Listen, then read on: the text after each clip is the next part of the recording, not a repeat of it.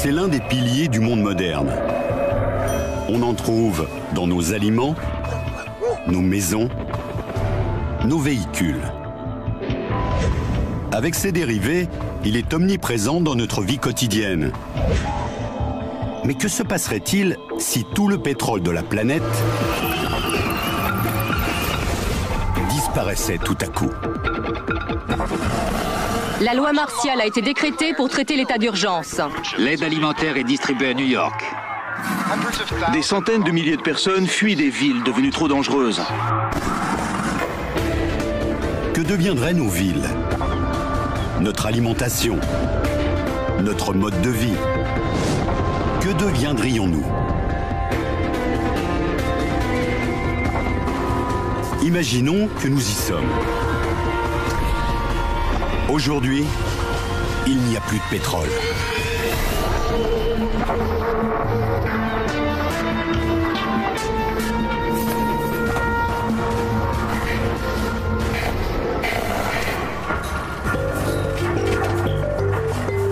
Le pétrole. Depuis 150 ans, il est extrait du sous-sol. Il fournit des carburants économiques et polyvalents qui ont rendu possible le développement de nos sociétés modernes. En Californie, les champs pétrolifères de Kern River contiennent plus d'un demi-milliard de barils. À eux seuls, ils peuvent couvrir les besoins des États-Unis pendant 4 semaines. Mais toutes les réserves enfouies vont soudain disparaître. Et la même chose va se produire partout dans le monde. De l'Arabie Saoudite à la mer du Nord, en passant par les sables bitumineux de l'Alberta au Canada. Le pétrole qui fait rouler nos voitures, voler nos avions et fournit l'énergie à nos usines, tout le pétrole enfoui sous terre est sur le point de disparaître.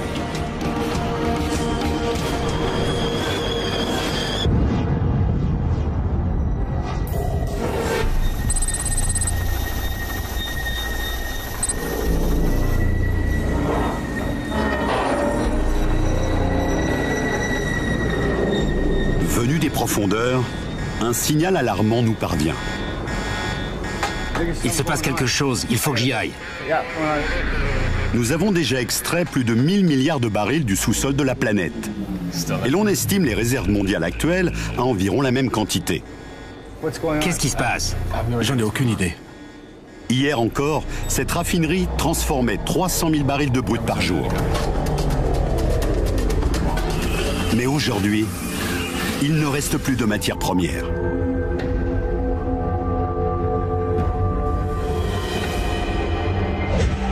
La crise annoncée par de nombreux experts est à présent une réalité.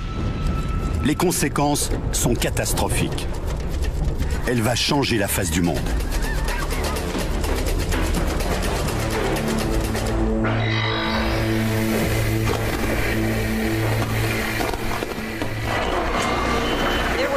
Les réserves mondiales étaient estimées à 1000 milliards de barils. Mais les scientifiques nous confirment à présent qu'il n'en reste plus rien. Dans le monde entier, de l'Arabie Saoudite à l'Alaska, le pétrole a disparu du sous-sol. Les compagnies pétrolières affirment qu'il reste quelques 20 millions de barils stockés près des raffineries, mais L'approvisionnement en gaz, gazole, lubrifiant, goudron et tous les autres produits dérivés du pétrole s'interrompra bientôt si nous ne trouvons pas une solution rapidement.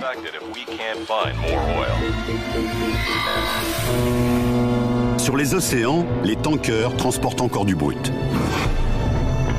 Actuellement, ils sont quelques milliers en service, avec des millions de barils à leur bord.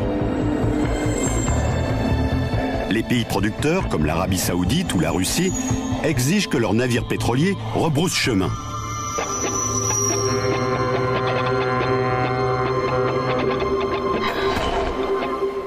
C'est un coup très rude pour les États-Unis, car ce pays est le plus grand importateur de pétrole au monde. Chaque jour, les États-Unis produisent plus de 8 millions de barils. Mais on y consomme le double de cette quantité. Il manque donc 8 millions de barils par jour.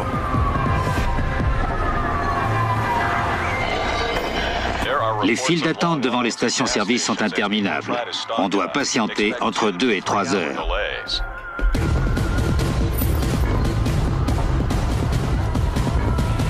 c'est peut-être la toute dernière chance de faire le plein.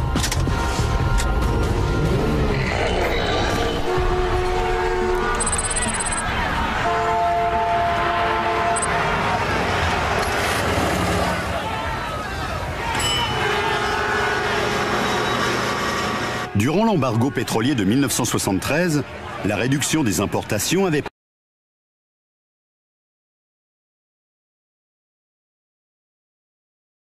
quelques 100 000 stations-service doivent à présent fermer.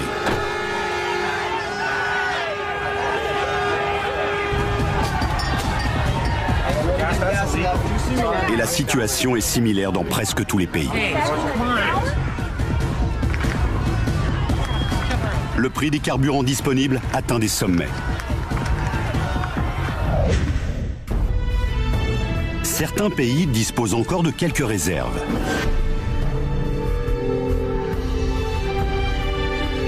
Les États-Unis possèdent environ 725 millions de barils.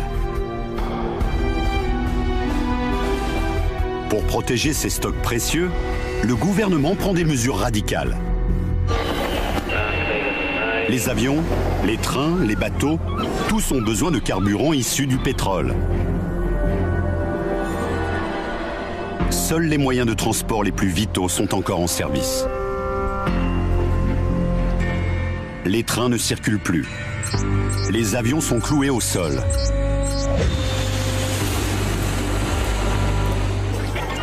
Si vous faites partie des 4 millions de passagers quotidiens, vous n'aurez aucune chance d'arriver à destination. Il en va de même pour des millions de tonnes de marchandises. Voyageurs et produits sont bloqués.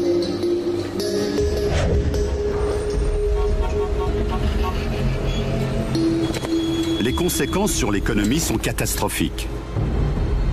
Un vent de panique semblable à celui qui a suivi les attentats du 11 septembre force le gouvernement à suspendre l'activité des marchés. Des réserves de pétrole valant des milliards d'euros se retrouvent bloquées.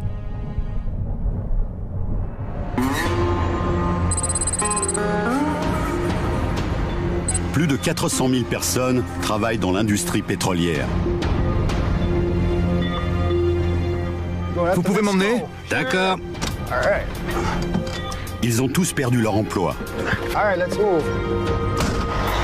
Ils tentent de rentrer chez eux par n'importe quel moyen.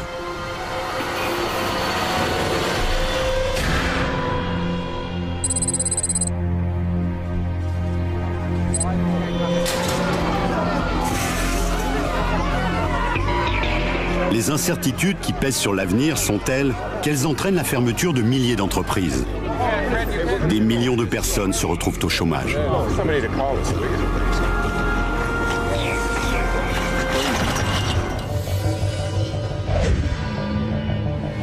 Les États-Unis brûlent chaque jour une quantité de pétrole équivalent à la cargaison de 10 supertankers.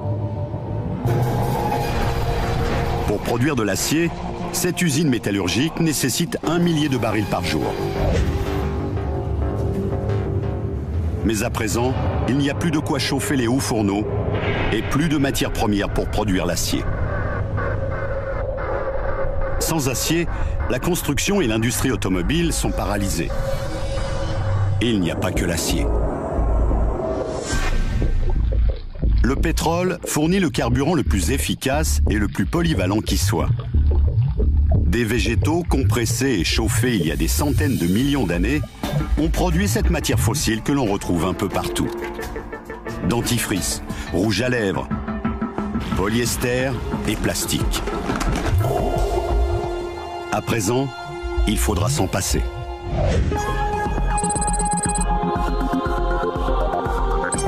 Une immense réaction en chaîne s'enclenche. Votre nom? J'ai besoin de sérum. Le manque de pétrole se fait cruellement sentir dans notre quotidien. Dans les hôpitaux, dans l'alimentation ou la production d'énergie.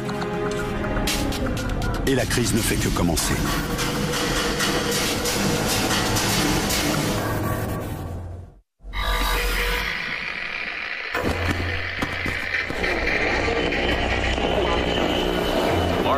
La loi martiale a été décrétée. L'armée patrouille dans les centres-villes de Washington et de Los Angeles. Réunis à Strasbourg, les dirigeants européens décident d'envoyer 100 millions de barils au Royaume-Uni. Les bourses du monde entier, de Tokyo à New York, restent fermées. Le chômage touche 30% de la population active. Il n'y a plus de pétrole depuis seulement 5 jours. Et sur toute la planète, nos besoins les plus essentiels en sont affectés.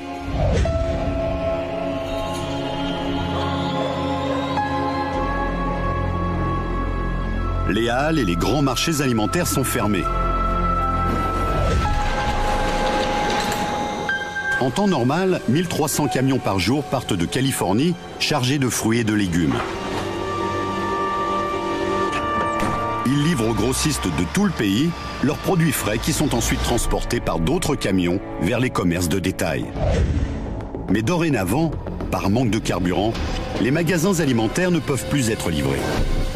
Les habitants des mégapoles comme New York sont les plus touchés par le manque d'aliments. Les besoins alimentaires annuels d'une personne nécessitent la culture d'une surface égale à celle d'un terrain de football. Avant la crise, l'achat de nourriture était un acte anodin pour des millions de personnes. À présent, des gardes armés protègent les magasins où il reste encore de la nourriture. En temps normal, 30% des aliments frais ne sont pas vendus à cause de petites imperfections. Mais maintenant, tout est acheté.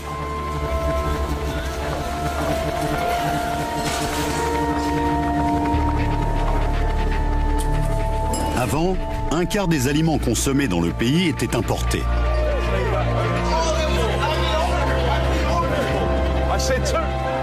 Mais depuis 5 jours, rien n'arrive et la nourriture devient rare.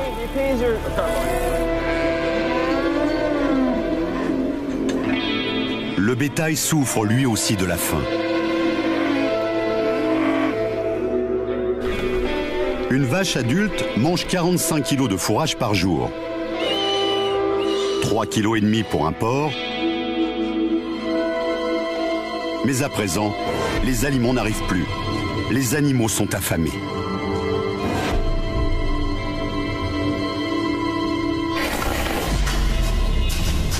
Notre approvisionnement en énergie devient très précaire. Pour produire l'électricité, le charbon est roi.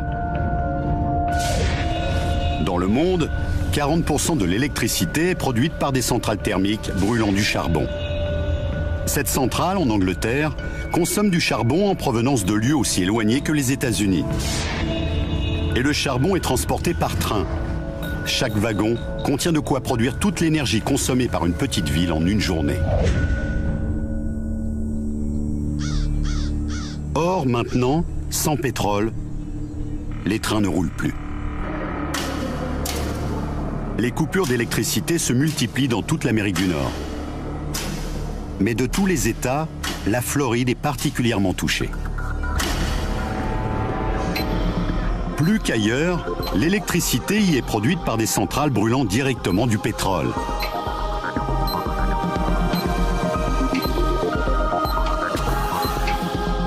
Les grands centres hospitaliers sont équipés de générateurs de secours. Or, ceux-ci fonctionnent au gazole. Cet hôpital de Miami épuise ses dernières réserves de carburant. Dans 8 heures, il n'y aura plus d'électricité.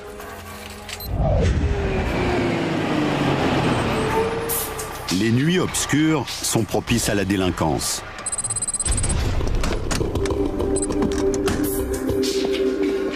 La loi et l'ordre n'ont plus cours. Et les cambriolages se multiplient.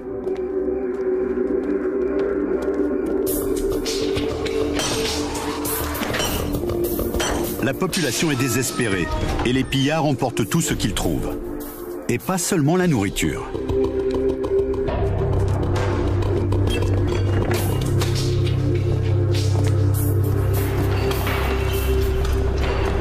Chris, du diesel. Les moteurs diesel peuvent fonctionner avec de l'huile alimentaire. Et les moteurs diesel sont 30% plus économiques que les moteurs à essence. Avec 7 litres d'huile, une voiture moyenne peut parcourir 100 km. Tant qu'il restera assez d'huile alimentaire, ce camion et tout autre véhicule diesel pourront rouler. C'est bon, tiens-moi ça.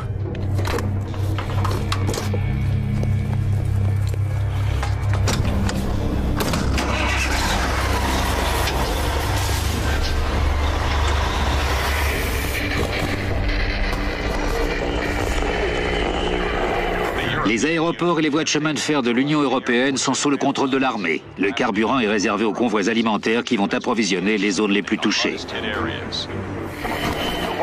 La Maison-Blanche affirme que les stocks de pétrole sont descendus à 500 millions de barils. Selon les experts, ils seront épuisés avant la fin de l'année.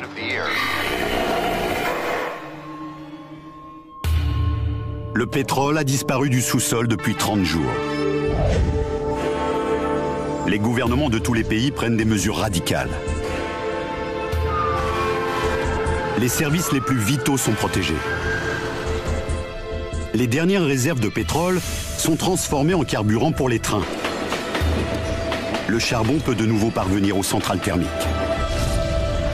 Dans certains pays, la distribution d'électricité reprend au compte-gouttes.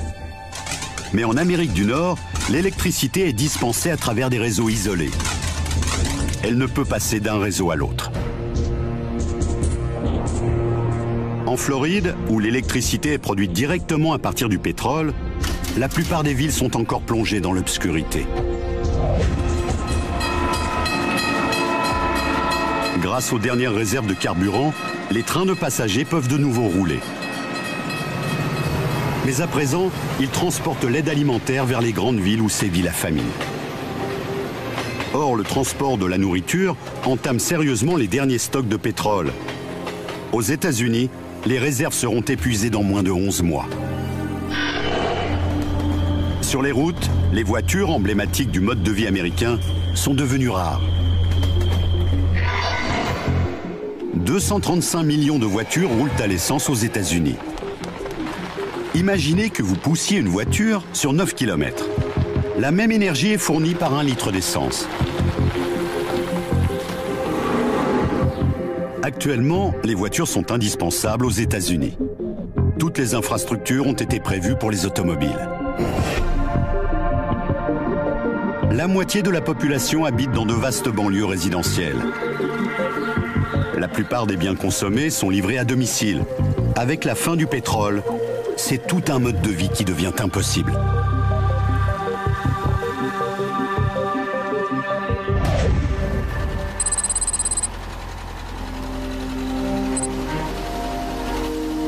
Trouver un moyen de faire rouler les automobiles devient un besoin vital. Dans les plaines du Midwest, 400 000 exploitants agricoles changent rapidement leur production.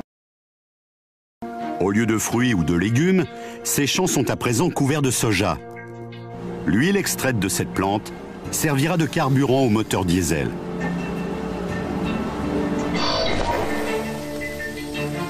Le soja ne suffit pas. Mais le maïs peut fournir de l'éthanol pour les moteurs à essence. Les champs de représentent 600 000 km².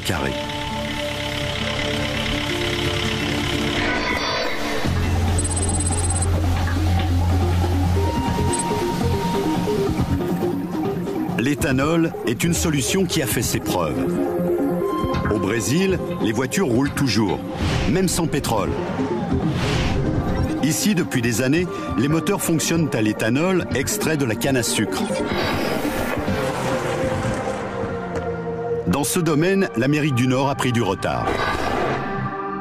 Mais il subsiste un espoir que la fin du pétrole n'implique pas la fin des voitures.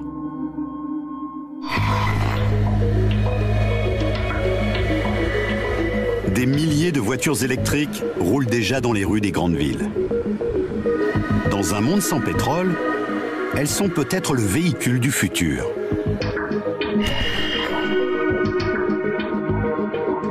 Or, pour atteindre ce futur, le monde doit d'abord traverser un hiver qui s'annonce sombre et dangereux.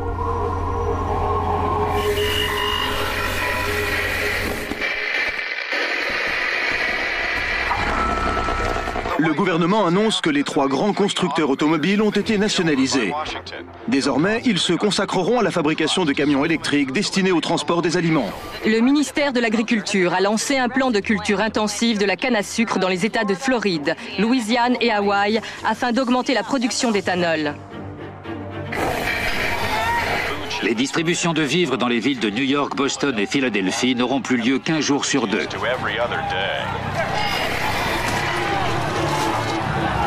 Il n'y a plus de pétrole depuis 5 mois. Dans les grandes villes des États-Unis, la nourriture manque cruellement.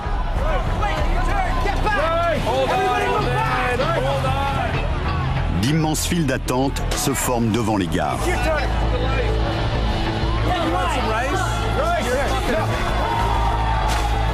Le lait en poudre et le riz ont remplacé les produits frais.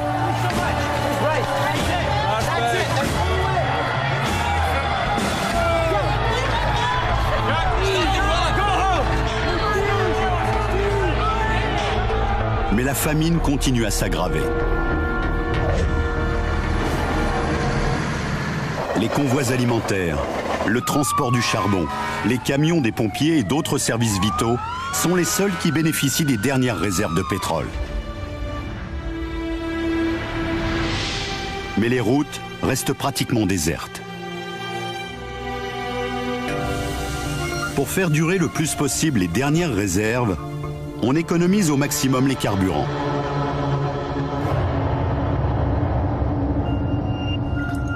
Mais si des solutions alternatives à grande échelle ne sont pas mises en place, dans quelques mois, le transport des aliments deviendra impossible.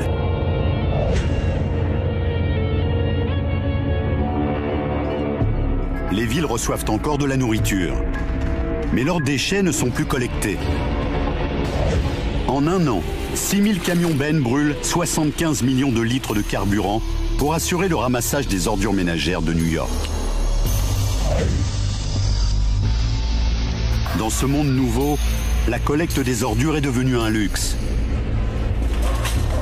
Malgré les villes paralysées, la famine qui sévit et l'hiver qui approche, les États-Unis restent un pays privilégié.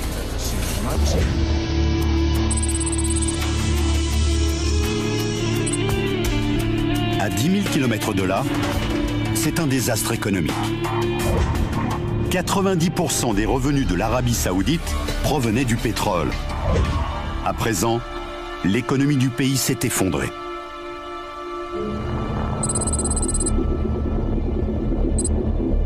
Ce navire transporte l'aide alimentaire destinée au Japon. 60% de la nourriture consommée dans ce pays était importée. La population de l'une des nations les plus prospères du monde est à présent affamée.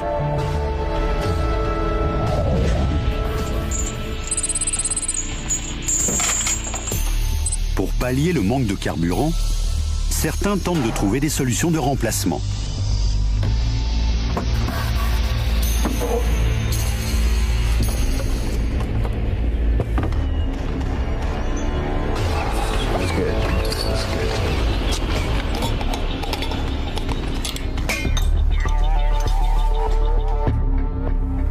Dans les garages et les caves, des particuliers cherchent le moyen de faire rouler leur voiture.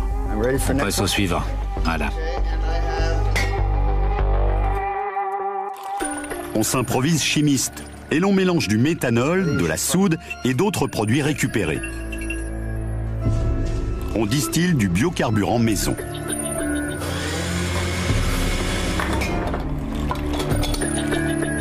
C'est prêt?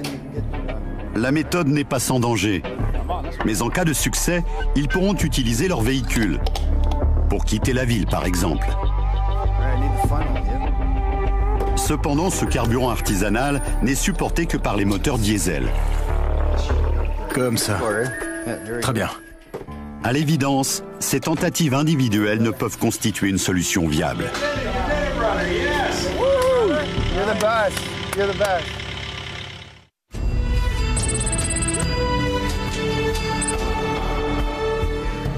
La production de biocarburants à grande échelle rencontre de sérieuses difficultés. Aux États-Unis, grâce à la culture intensive du soja, les récoltes ont doublé par rapport à l'année dernière.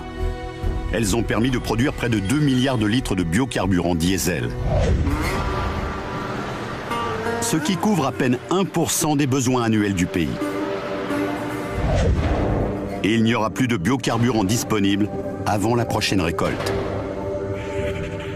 Le maïs, destiné à la production d'éthanol, subit les mêmes contraintes saisonnières. Durant les 5 derniers mois, on a produit dans le monde plus de maïs que jamais auparavant. Mais les gouvernements doivent faire face à un cruel dilemme. Les prochaines récoltes devront-elles servir à produire du carburant ou être transformées en aliments?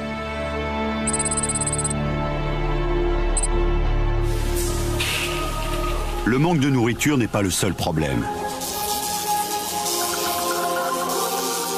Les hôpitaux manquent de produits fabriqués à partir du pétrole. Chaque année, on y utilise quelques 15 milliards de gants en latex. Médicaments, instruments, accessoires en plastique, le pétrole entre dans la composition de nombreux produits médicaux. Sans eux, des maladies nosocomiales se propagent plus vite.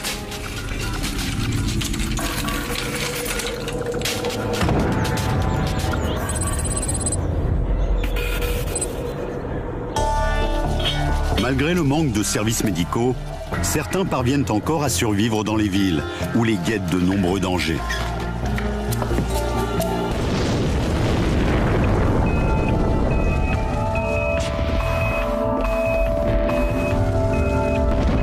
Tous les ans, à New York, des transformateurs électriques prennent feu.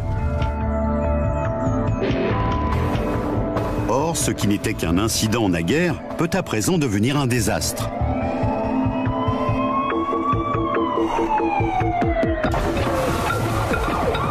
Les véhicules abandonnés rendent difficiles les interventions des pompiers. Et l'hiver qui s'annonce risque d'aggraver encore la situation. T'as tout pris? Un peu partout dans l'hémisphère nord, les populations des villes se trouvent devant un dilemme. Rester dans des métropoles dangereuses, où la nourriture manque, ou partir.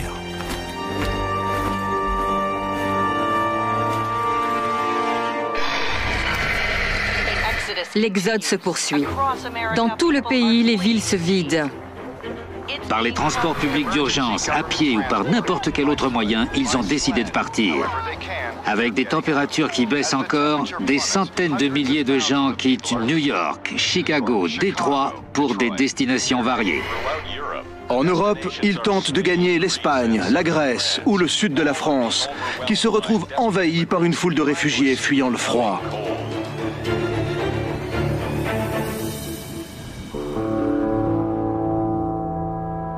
Dans les villes désertées, des millions de voitures.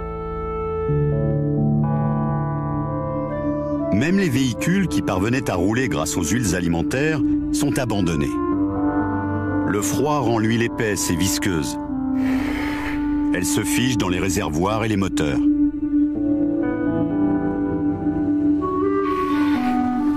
Vidées de leurs habitants, sans carburant, sans nourriture, les villes du Nord deviennent des îles de béton et de verre, coupées du reste du monde par la neige.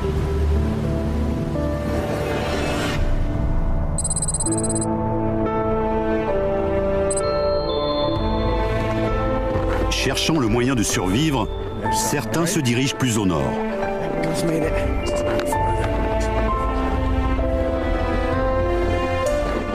Ils emportent avec eux tout ce qu'ils peuvent. Il n'y en a pas beaucoup. Denrées non périssables et conserves leur permettront peut-être de tenir jusqu'au printemps. Mais ils devront se montrer très économes. Le gibier est un complément apprécié.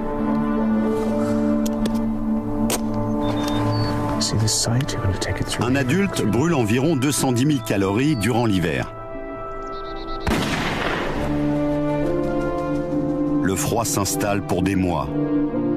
Dans les campagnes, et dans les villes.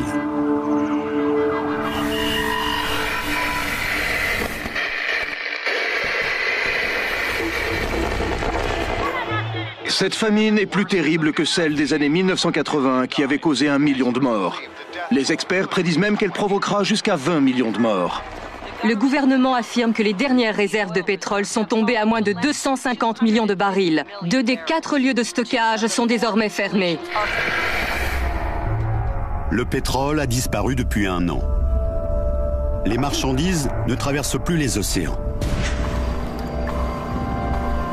Les ports de la côte ouest des États-Unis voyaient passer autrefois quelques 55 000 conteneurs par jour, soit près de 2 millions de tonnes.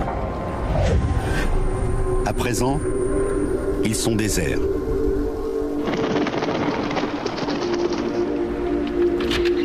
La situation est similaire dans le monde entier. Les ports sont fermés, de la Russie au Japon. Le commerce international a pratiquement disparu. Les voitures à essence, désormais inutilisables, sont le symbole d'une époque révolue. Les armées du monde ont perdu de leur puissance. Aux États-Unis, l'armée était naguère l'entité qui consommait le plus de carburant, avec une facture de 150 milliards d'euros par an. Aujourd'hui, de nombreux tanks et avions sont mis au rebut. Leur utilisation coûterait tout simplement trop cher.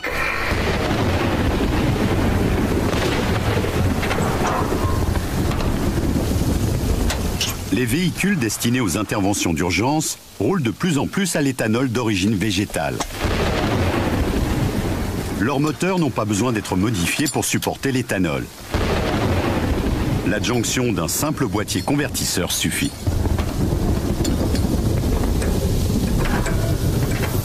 Allons-y!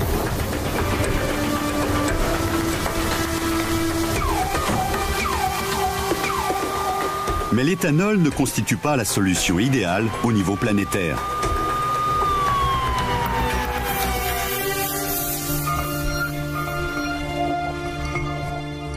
Les gouvernements soutiennent de moins en moins la production d'éthanol. Les États-Unis ont consacré 40% de leur récolte de maïs à la production de ce biocarburant. Mais cette quantité demeure infime par rapport à la demande. Et un pays affamé a besoin de tout le maïs récolté. L'éthanol ne parviendra pas à faire rouler à nouveau tous les véhicules du pays. Or, l'absence de voitures est une bénédiction pour certains. Chaque année, des centaines de millions d'animaux mourraient sur les routes des pays occidentaux. Cervidés, hérissons, grenouilles. De nombreuses espèces ont vu leur population augmenter cette année. En revanche, le bétail n'a pas eu autant de chance. Le manque de carburant a interdit l'approvisionnement en fourrage et les animaux ont été livrés à leur sort. Des millions de vaches, de volailles et de cochons sont morts.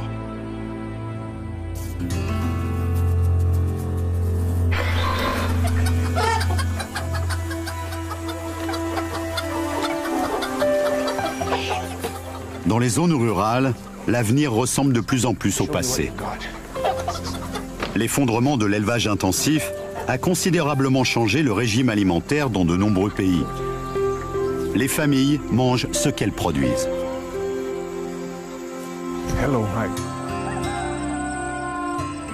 Un peu partout, la production d'aliments devient essentiellement locale. Les fermes urbaines se multiplient. Dans les banlieues, chacun possède un potager.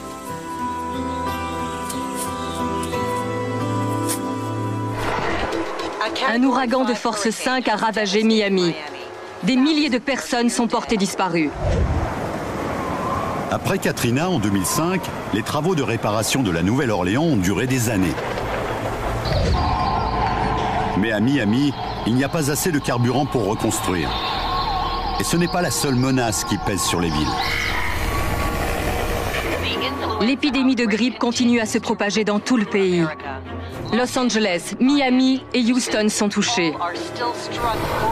Des zones de quarantaine ont été créées. La cellule de crise du ministère de la Santé prévoit 200 000 victimes. Vite, dépêche-toi.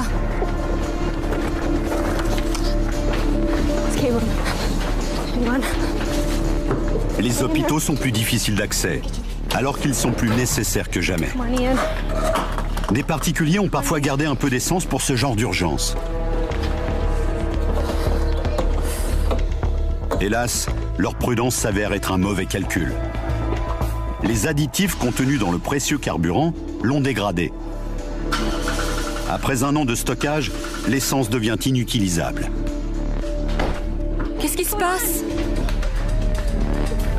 Cours!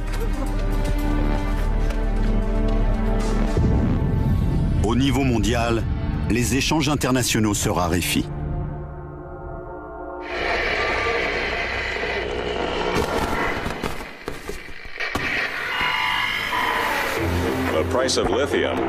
Le prix du lithium, indispensable aux batteries et aux piles, a augmenté de 300%. En Arabie Saoudite, la famille royale abdique. Les personnes réfugiées en Espagne, L'état d'urgence perdure à New York avec la famine chronique. C'est l'exode le plus important que l'on ait jamais vu.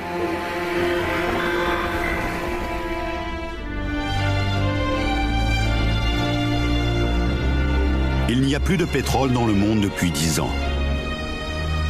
Même dans l'espace, tout a changé.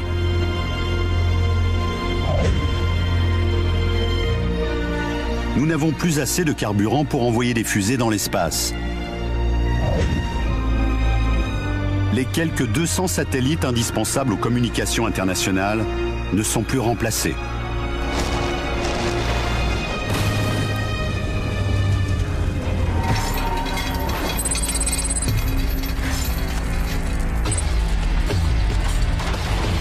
Mais dans ce monde sans pétrole, les rebus électroniques ont pris beaucoup de valeur. Regarde, papa. Il y en a d'autres. Les appareils contiennent des matériaux de valeur.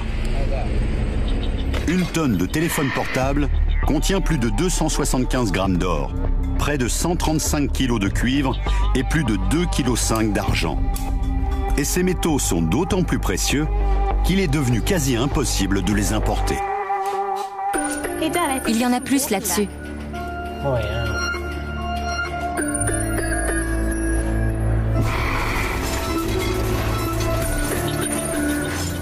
Et l'on ne récupère pas que les métaux. Le plastique met plusieurs siècles à se dégrader. Bouteilles et récipients sont à présent recherchés, nettoyés et réutilisés. Jamais on n'a autant recyclé à petite et grande échelle.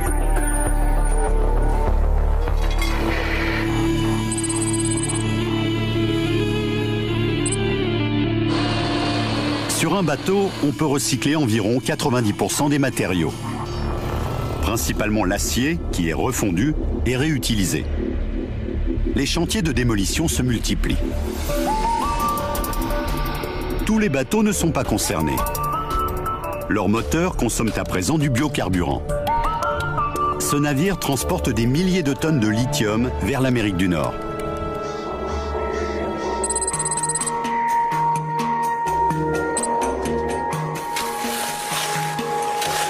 La moitié des réserves mondiales de lithium se trouvent en Bolivie, dans un désert de sel.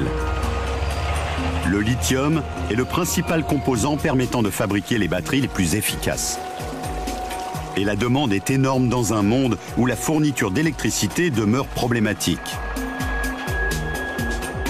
L'économie bolivienne est florissante. Dans un monde sans pétrole, la Bolivie est une superpuissance, l'Arabie Saoudite du Nouveau Monde. Mais pour le moment, on ne produit pas assez de biocarburant pour que le commerce international puisse redevenir ce qu'il était. Toutefois, les recherches dans ce domaine se poursuivent. Les algues peuvent apporter une solution viable. À surface égale, elles produisent 7000 fois plus de biocarburant que les autres végétaux. Et leur culture demande très peu de fertilisants.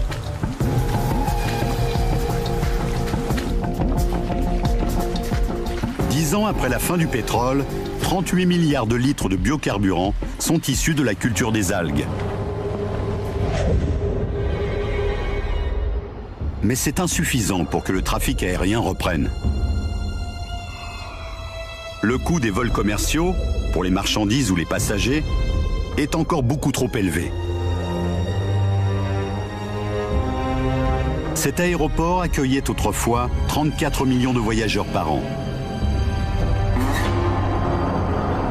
C'est un autre moyen de transport qui achemine des produits indispensables vers les hôpitaux du monde entier. Près de 2 millions de camions roulent à nouveau. Ils livrent aux hôpitaux des gants de caoutchouc, des seringues et cathéters, tous fabriqués à partir de gaz naturel.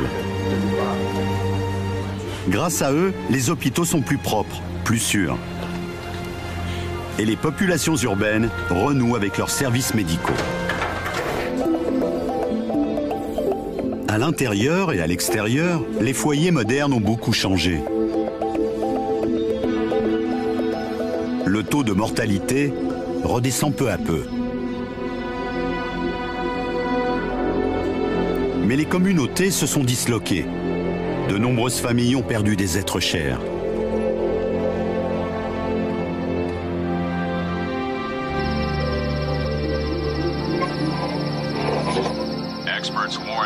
Les réserves de gaz naturel baissent rapidement et les experts affirment qu'il en va de même pour le charbon. C'est mieux. Il n'y a plus de pétrole depuis 10 ans et le monde lutte toujours pour trouver un nouvel équilibre. Le manque de pétrole continue à modifier nos sociétés.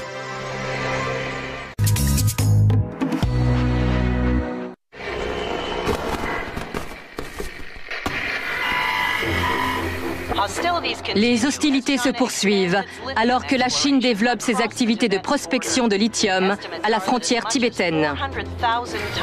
Le recensement annuel révèle que Los Angeles est toujours la plus grande ville du pays avec 20 millions d'habitants. C'est le premier vol commercial d'un avion entièrement propulsé par du biocarburant. La compagnie annonce qu'elle prévoit 6 vols transatlantiques par an.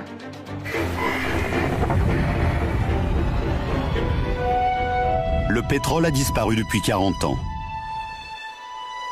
La pollution atmosphérique a considérablement diminué. Depuis 4 décennies, les avions ne volent plus et il n'y a plus de voitures sur les routes. Les usines qui brûlaient du pétrole ont fermé depuis longtemps. Le Canada, les États-Unis et le Mexique ont réduit leurs rejets toxiques de 3 milliards de tonnes par an.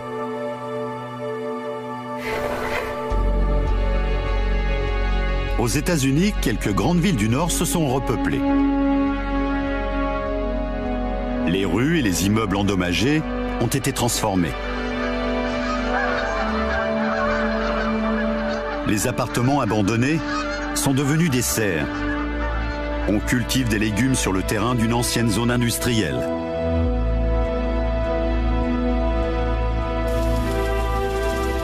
À présent, les parkings de la ville sont transformés en potagers.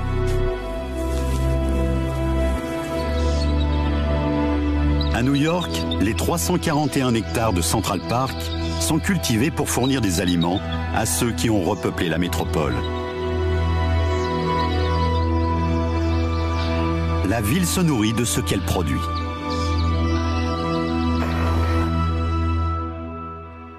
Dans les banlieues, les livraisons à domicile n'existent plus depuis longtemps. Les magasins sont à l'abandon. L'essence a complètement disparu. Les réserves de pétrole également.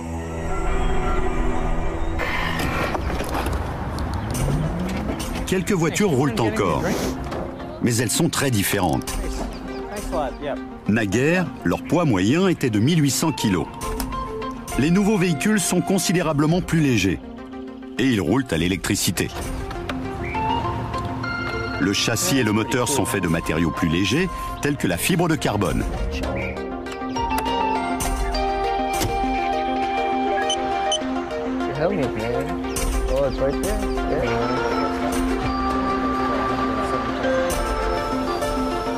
Mais ces voitures sont chères. Le lithium des batteries est encore importé par petites quantités. Pour alimenter en biocarburant les bateaux et les camions, la plupart des pays ne cultivent plus du soja, mais des algues.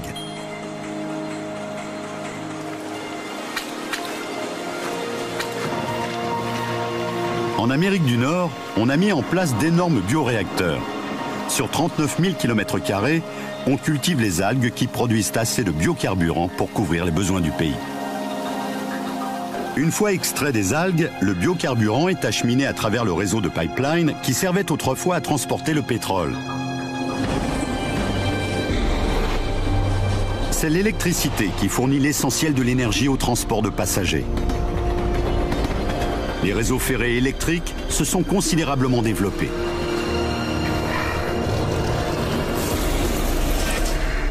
Des villes nouvelles se sont construites autour des gares ferroviaires.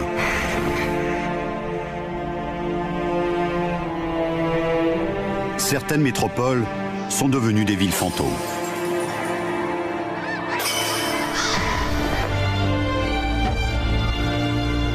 Le pétrole a permis un essor économique sans précédent. Grâce à lui, en un siècle et demi seulement, la population mondiale a doublé, puis triplé. La production agricole a explosé, de même que les échanges internationaux. Sans le pétrole, le monde a connu de profonds changements. Les villes, l'atmosphère, les routes ne ressemblent plus à ce qu'elles étaient. Un seul élément vous manque et tout s'effondre.